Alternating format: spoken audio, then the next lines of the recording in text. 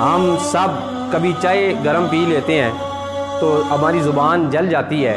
تو میرا خیال ہے کہ ایک ہفتہ تک ہم اس کی جلن، تکلیف اور وہ اثر موجود رہتا ہے۔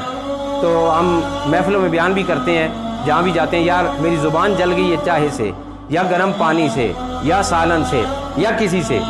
تو منہ میں گرم پانی، بالکل تتا پانی کوئی بھی نہیں پی سکتا،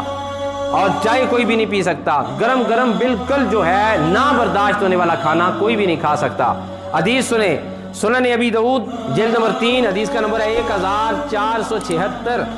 مستورت بن شداد رضی اللہ تعالیٰ عنہ بیان فرماتے ہیں، نبی پاک صلی اللہ علیہ وآلہ وسلم نے ارشاد فرمایا، جس شخص نے کسی مسلمان کی غیبت کا نوالہ کھایا، اللہ تعالیٰ قیامت کے دن اسے اس کی مثل جہنم کا نوالہ کھلائے گا، او کما قال رسول اللہ صلی اللہ علیہ وآلہ وسلم۔ یہ زبان جو غیبت کرتی ہے، یہ زبان پیٹھ پیچھے مسلمانوں کی آبرو کے پیچھے لگی رہتی ہے، یہ زبان جس میں ہڈی نہیں ہے لیکن ہمارے سر کی ہڈی توڑوا سکتی ہے، ٹانگوں کی ہڈیاں توڑوا سکتی ہے، یہ بازو توڑوا سکتی ہے۔ امام غزالی فرماتے ہیں، بیٹا یاد رکھنا، یہ جو زبان ہے نا، یہ بڑی خطرناک چیز ہے، یہ چھپے ہوئے شیر کی طرح ہے، یہ تم پر حملہ آور ہوگی، تمہیں پتہ بھی نہیں چلے گا، تمہیں کھا جائے گی۔